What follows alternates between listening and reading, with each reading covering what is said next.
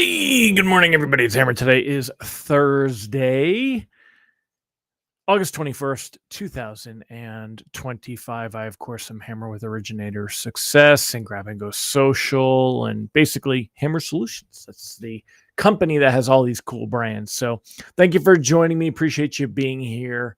And remember, you can join me live each weekday morning, 9:30 a.m. Eastern time. If you're here this morning, say good morning. If you're watching on the replay, go ahead and give me a hashtag replay in the comments. Let me know that you were here. Don't forget to smash that like button, tag a fellow friend, share this post in a group. Always remember, your comments are appreciated. It helps with engagement and it keeps me engaged. Always appreciate y'all being here. If you want a quick reminder that we're going live each morning, we send out a text alert. You can go ahead and get a message at hmmr.io/reminder if you want to sign up for those.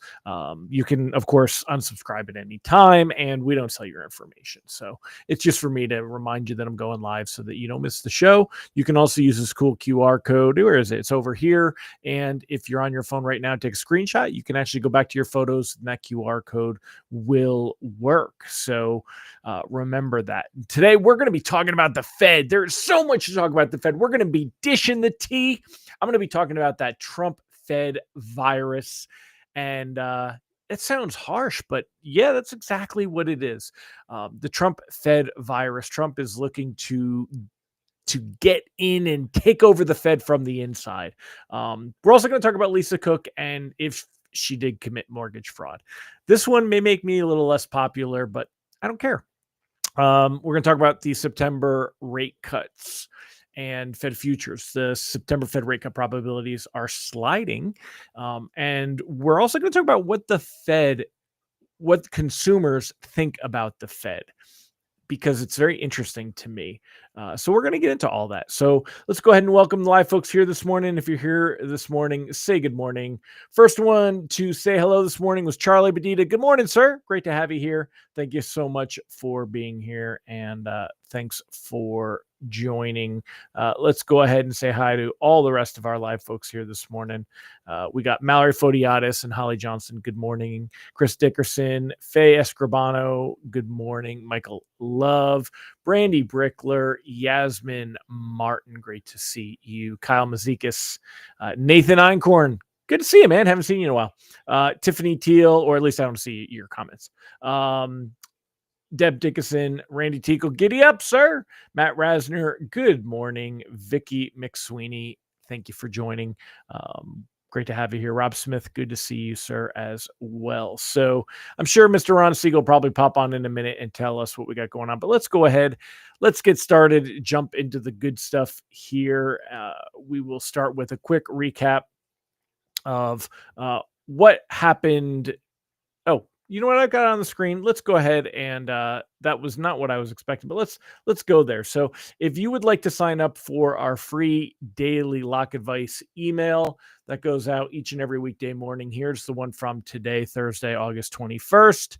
Gives you a quick at a glance, a couple of paragraphs on what's going on, and then the outlook for rates over the next few windows. Because a loan that closes in 30 days has different things to worry about than a loan closing in a week and a half. So I think it's important that we break those down. So if you'd like to sign up for those, you can sign up at ratelockadvice.com or use that cool QR code that is on the screen in front of you as well. So, all right, now that we got that out of the way, let's go ahead and get into the good stuff. Quick recap. What happened to mortgage bonds yesterday? Oh, there's Presentify. Okay. So yesterday, pricing came out around 10 a.m. in this little general vicinity here. You could see that mortgage bonds did improve a little bit through the day, kind of worked their way up. Remember, up is good for mortgage bonds. That's green. That gives us a happy face. All right. However, still settled a little bit higher on the day here, but not too much. So the overall improvement, as you see from my scribbly lines, not anything huge. This morning, though, you could see right here, red, we opened the day much lower. So we were right here. That's going to give you a little bit of a frowny face. That's not good for pricing. So we don't love that. Now, if you take a look right here, this blip was due to the jobless claims that came out this morning. So the jobless claims were higher than what was forecast, and the continued claims also moved higher. So it got a little bit of a reaction, but then that lasted, for about 30 seconds, and then it came back down. So you can see there's a little bit of movement here. We're up for the moment. That puts mortgage-backed securities at -5 on the day. We were right here is really not that far different. It's basically, it was -10 on the day, and it's likely where we'll be when pricing comes out again. I mean, this is just a little blurb, so I don't think you'll expect too much there. Taking a look at the 10-year Treasury yield, 4.30. Let me zoom in. I wrote it wrong on the lock advice. See this blue line right here? This is the 25-day moving average. Now, when we look at the yield, it's the different than bonds. So when yield goes up, that's bad for us. That's going to make us cry because we don't want to see that 10-year Treasury yield go up. What we want to see is that yield drop down with green. That makes us happy. All right. Now, what we see, though, is this one, it got support from the 25-day moving average. It moved lower this day. It was lower here, and now it's coming up and testing that 25-day moving average again. This is not a huge deal, especially because we are going into tomorrow's Powell speech. So that's going to change things up a little bit, but definitely something to keep an eye on and be aware of. If we take a look over here at mortgage-backed securities, I want to show you right here. That's 100.08, 100.0. A lot of circles on this number. What a pain. All right, 100.08. You could see that we're below that mark of where we were after. Remember, this was the Friday jobs data from August 1st. So we had this huge reaction to those weak numbers that came in from the jobs data, the revisions lower. And we're starting to break below that. We improved from that, came back down, improved from that, came back down. And we're basically just a little bit lower than where we were at that point. It's kind of death by 1,000 cuts, if you will. So again, recap, MBS improved a bit, but not enough. Reprices better. Rate sheets today likely to be, actually, let me switch to, hold on a second. I got so many things going on here. Let me switch to this scene. What? Okay. Rate sheets could be slightly higher. If we take a look here at Mortgage News Daily, you're going to see, again, just death by 1,000 cuts or the frog in the boiling pot. Last Wednesday, when we got the CPI inflation data, 6.53 was our magic number. Remember, it was a little bit of a relief rally we saw. If we take a look at mortgage bonds, that was right here. We saw a bit of a relief rally where things kind of improved, and then they lost ground on Thursday. So actually Tuesday and into Wednesday, we saw it was just kind of a little bit of relief rally after that CPI data came in, basically as expected, a little tiny bit higher, but not too bad. But what we're at right now, we're right around, say, 6.61. And you could see, I mean, tick it off, 6.53, 56, 58, 59, 60, 61. You can't get more gradual than this, but we are seeing rates. Ultimately, this is pushing rates higher. And, that's kind of what we're seeing happen. Now, corresponding to that or correlating to that, you're going to see Fed futures also. For the first time, this is below 80%. Remember, this is up to 99% a couple weeks ago, and now it's down to 80%. This is Fed futures probabilities of a Fed rate cut to come in September. Markets now pricing in a 20% chance that the Fed may just leave rates unchanged in September. What Powell says tomorrow is definitely going to be a big deal about that. So reprice risk on the day today is low. I don't think you have to worry too much. We could see bonds slip a little bit lower, but I don't think we'll really have to worry about that. I think if it does move a little bit lower, it won't be enough to see any big moves ahead of tomorrow. So I don't think we really have to worry about that. Now, let's talk about tomorrow. Let's talk about the Fed futures. Let's get into that stuff. So Powell's going to be speaking. His speech comes out at 10 a.m. Eastern time. And remember, last year is where Powell used the Jackson Hole pulpit to basically forecast and broadcast that the Fed was going to cut rates and cut rates big in their September meeting. And they did a 0.5 point rate cut last year. Now, if we take a look at where we were with rates heading into that meeting last year, let's go ahead and shrink this down and use this for reference. Oop, I liked where it was right there. Okay. So if we take a look here, we had mortgage rates that were at their lowest level right before that September meeting and before that rate cut. And then after the rate cut, we saw rates move higher. Okay. Now this corresponds to what I said we were going to talk about today. We're going to talk about that Trump Fed virus and Lisa Cook in a minute. But right now I want to talk about the, kind of what's going on with the rate cuts and what consumers think about the Fed and what we need to be talking about. So when we take a look here, the expectation this going into that September meeting, the expectation was that we were going to see recession, we were going to see slowdown, weakening, all that stuff. And all of that stuff is unfortunately bad for the world and people, but yet good for mortgage rates. So that's where we were. And then it pushed back up. What do we think is going to happen this time? Well, as we head into Powell's speech tomorrow, right now, we're looking at Fed futures that are about 80% expectation for a September cut. And by December, again, we are right here right now. So by December, we are looking at 2 cuts. Remember, this was neck and neck with 2 or 3. This is 3 cuts. This is 2 cuts. We were neck and neck at one point. But now that has moved and shifted.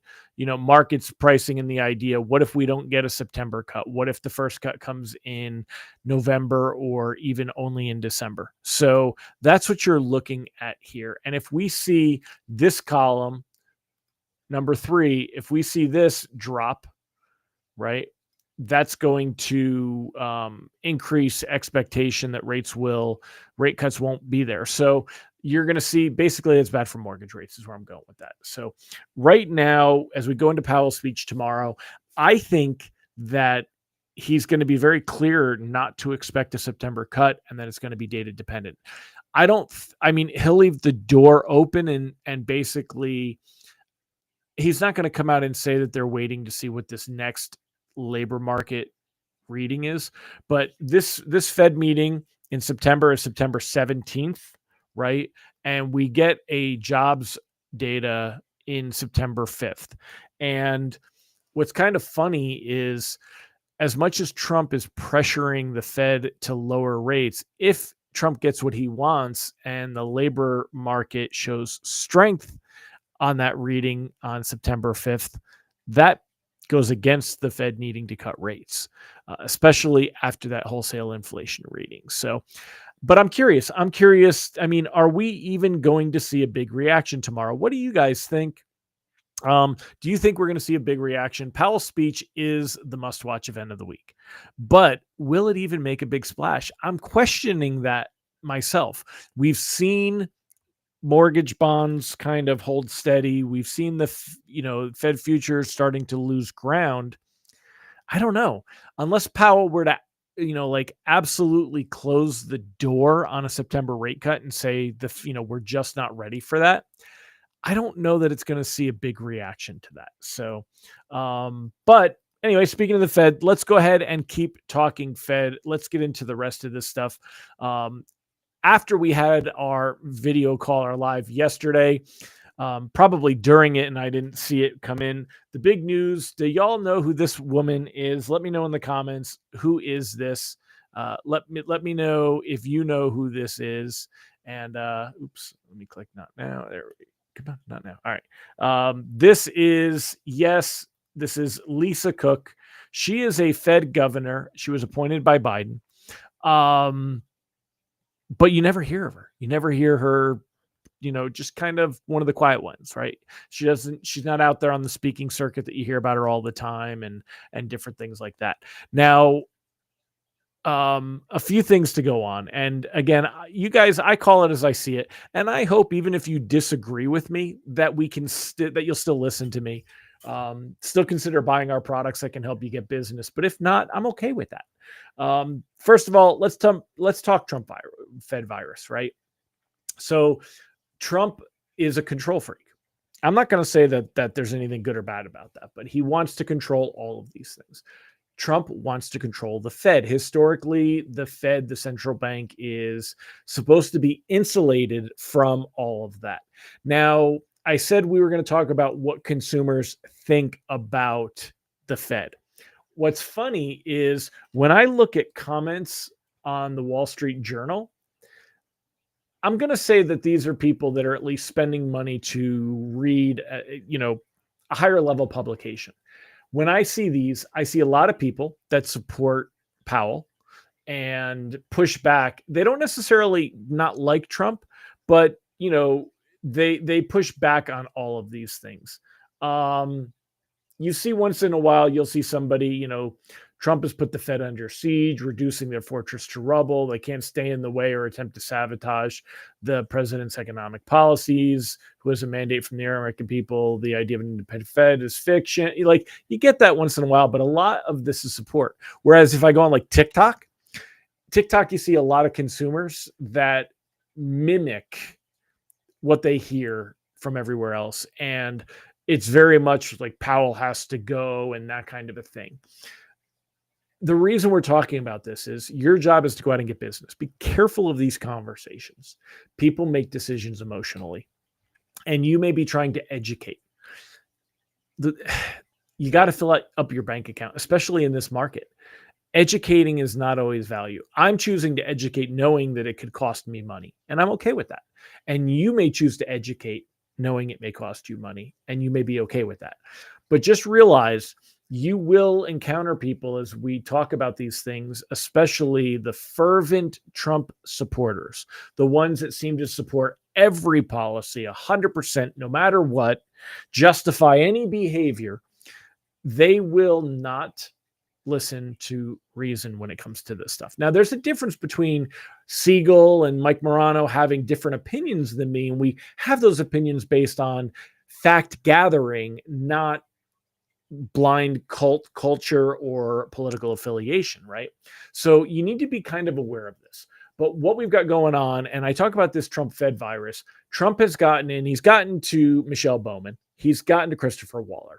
They have shifted from previous stances in a way that proves to me that they are hoping that their name comes out of the hat for Fed chair.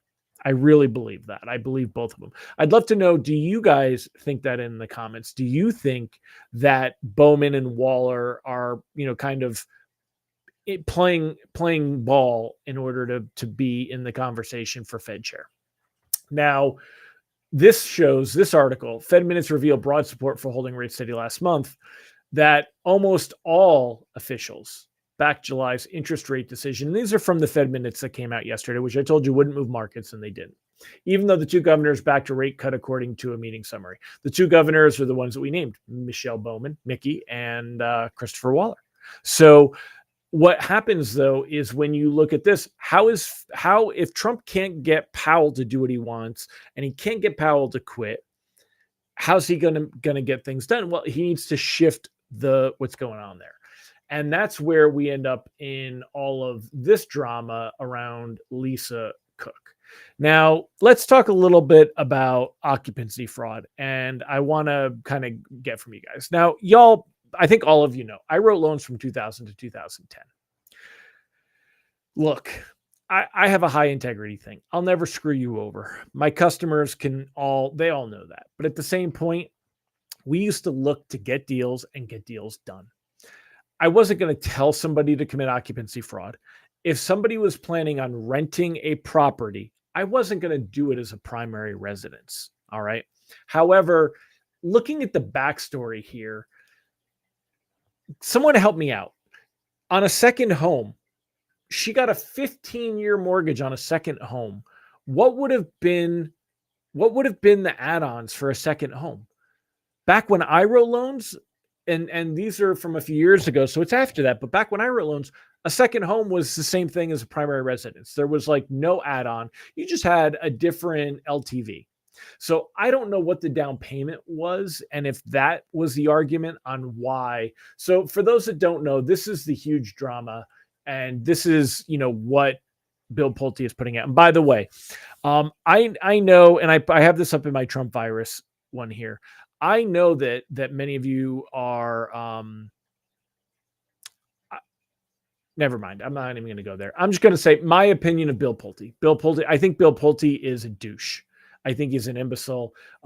He's smart enough to have taken advantage of the meme stock stuff and made a boatload of money, but I think his integrity is terrible, and I think he's a lapdog. I don't think that the Federal Housing Finance Agency, the head of the FHFA, yeah, you could say that this is in his purview, but give me a break. First of all, these loans were done 4 years ago and they're not in default. So what this shows me is that all of this is political and it's all being done in order for Trump to try to gain support and pressure somebody else out. I would love to know why, what's her name, Kruger, bailed early. And what kind of, like, this is like something I would watch on Netflix. I feel like there was some blackmail in there. I bet you there was. Now, Trump, why doesn't Trump just fire her for this? He can't. He could, but he'll lose because this was before she was a Fed member. And the way that the Fed members are protected, they have to have dereliction of duty, not just have made a poor decision and done something like this. Now, you could argue if this is criminal, but I'm really getting into the occupancy fraud thing. Krista said now second home is the same as investment. There's a strong LLPA for second home for about the last 5 years. So maybe, thank you. Maybe that's why, because I wasn't going to pretend to know more than I did because I don't stay up to date with that. So maybe that's why. But, I really, she was not renting it out. It says, even on this, it says June 18th of 2021, Ms. Cook acquired a loan on a property, entered into a 15-year mortgage agreement, but I don't have the 1003. I would love to see the actual mortgage docs before I throw her to the wolves. Let me look at the actual docs and see what it was about. But if she did, she did. And is it something that she should be penalized for? Probably. But it's like a speeding ticket. I mean, yes, this is, I don't know. I guess occupancy fraud really, it needs to be treated the way it needs to be treated. But how about this? Fed found over 22,000 mortgages like those Pulte is flagging. President Donald Trump, his allies, are demanding Federal Reserve Governor Lisa Cook resign over alleged owner occupancy fraud. Again, the only reason that they probably have been looking at all aspects of the lives of all of the governors, especially the ones that are hawkish. And they're looking for anything that they can use to go against them. They are probably looking at their personal lives, looking for affairs, looking for illegitimate children, who knows? But yes, that's the only reason that they found something from 4 years ago, is because they have people looking for all of this. And the only reason they have it looking is because, they're looking to take over the Fed from the inside. Now, I'm not saying that makes occupancy fraud right, but one thing I do hate is this Bill Pulte guy really does get on my nerves. And I thought what was funny was somebody wrote on one of his things, it might even be on this one. If I make the comments on this one bigger, it kind of summarized it here. And it said, I'm a MAGA guy, but you need to stop posting. Like, how is this guy doing his job if all he does is post 7 or 8 times an hour on Twitter about this stuff, and this is what consumes him?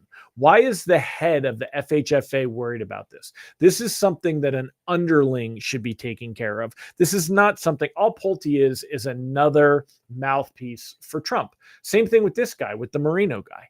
Lisa Cook is cooked, should immediately resign, blah, blah, blah. We can get 2-for-1 special. Jay Powell can join her. It's like all they do is just repeat his rhetoric. It's like, come on. They sound like schoolyard children. It's like, give me a break. And I find it very frustrating that the head of the FHFA is this loudmouth, yippy chihuahua. He's Trump's chihuahua, and all he does is bark, bark, bark, bark, bark. And this is the stuff that he's going on and on about. And, it's like, come on, give me a break. Why don't you actually do something to make the FHFA better? And it's because he can't. The guy's a loser. He's in my opinion, he's a loser. So anyway, and I can say that because I'm not the president and I'm not talking about somebody on my cabinet or in my thing. Yeah, I know that they did the same thing to Trump, Brandy, but and I didn't agree with it then either. So I think that all that stuff again. That's why I don't make a big thing out of it because it's all garbage. It's all garbage. So, but that's politics and that's the game. Where that leaves us with mortgage rates, so to circle this thing up, you're not going to see rates get much better, y'all, and I think they're going to get worse. The lock advice has been drawn down at the bottom. Yeah, I see what you're saying, Ron. Ron says it's common. Going through your comments, and I appreciate all your comments on all this stuff. So, Bowman, no. Waller, maybe. Bowman's not in serious contention. Waller was in contention. He was still hawkish. Yeah, I agree, Ron. I don't think, but Bowman, doesn't mean that she's not trying to be. I completely agree. You can't have a conversation with anyone who sees he does anything wrong. And the flip side, the one who sees he does nothing right.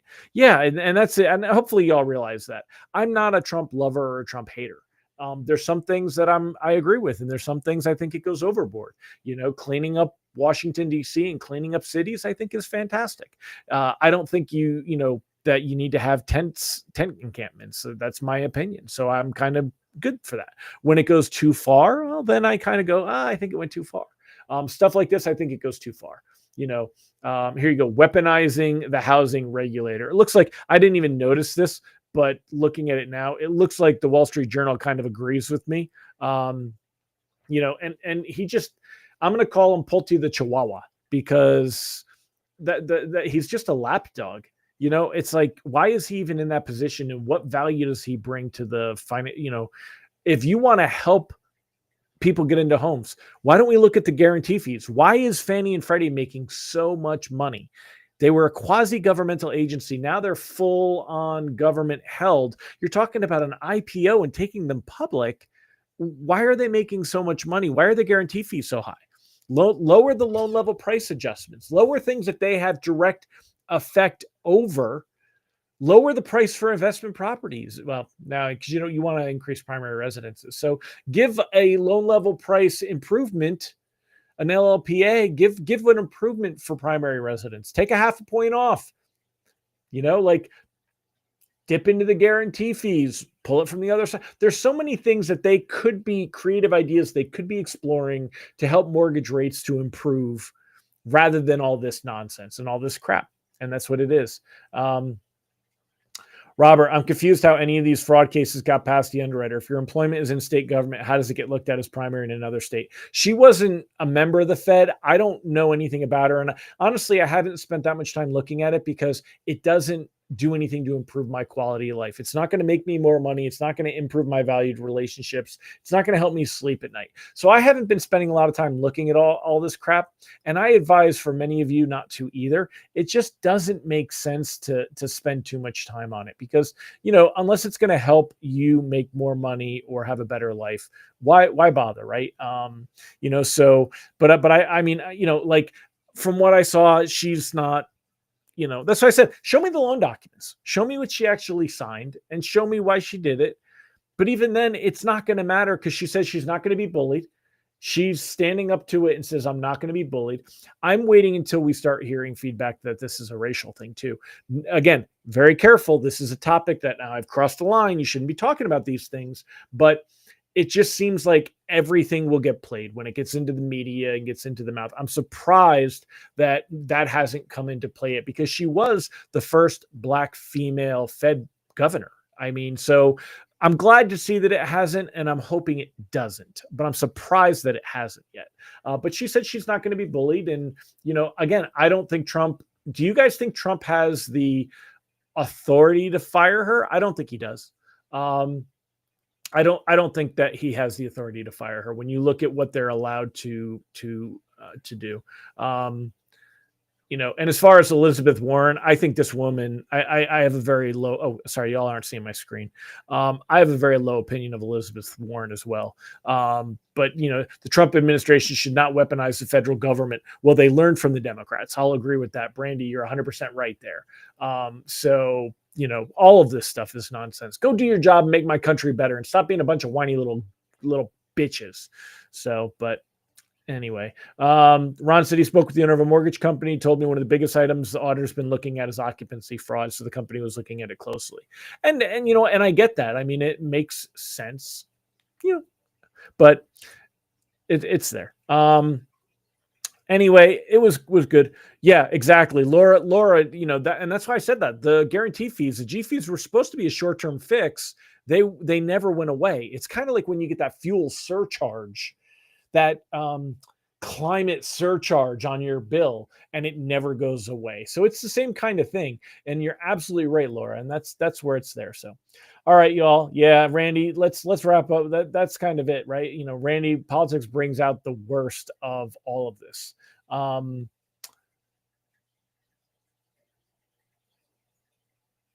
Yeah, well, and that's it. I mean, thankfully, we're still the powerful ones. Otherwise, because this stuff is,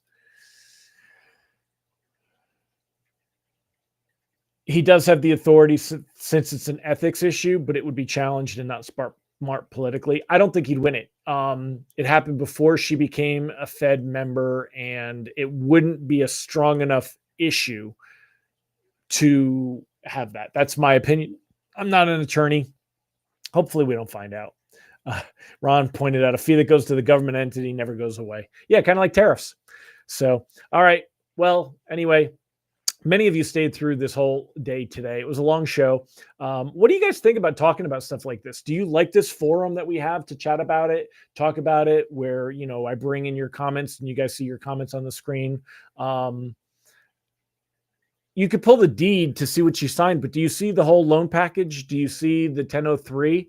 Do you like, I don't, and from what I remember, I don't remember all of that stuff being being put in, but I don't know for sure. So I don't remember what gets done. This is what, guys, I've been out of active originating for 15 years. So, I mean, I'm not going to pretend to know more than I do. So, yeah, I mean, the statistics, Brandy said, love it. All right. You know, I mean, that's why I enjoy talking to y'all about it and having this conversation. And I've got the pulpit. The Restream says there's 40 people that are still on, and we've had our numbers the whole time. If I were to see the numbers drop off, then I know that I'm getting boring and I need to stop talking about stuff. So, speaking of boring, I am out this afternoon going to Pigeon Forge to the Jeep Invasion. And tomorrow I'll be coming to you from Pigeon Forge. It's going to be a very brief show tomorrow. We're with friends. I don't want to spend a lot of time on the computer in the morning. So, and be there. So, you know, awesome. Glad to hear so many of what you guys think. Appreciate it. So that's that. All right, y'all have a fantastic day. Thank you for joining me. Remember, tomorrow is going to be a short show because I will be in Pigeon Forge. We're going to be with friends, and I don't want to be spending a long time on the computer. So I'll catch y'all later. Have a fantastic one. Bye bye.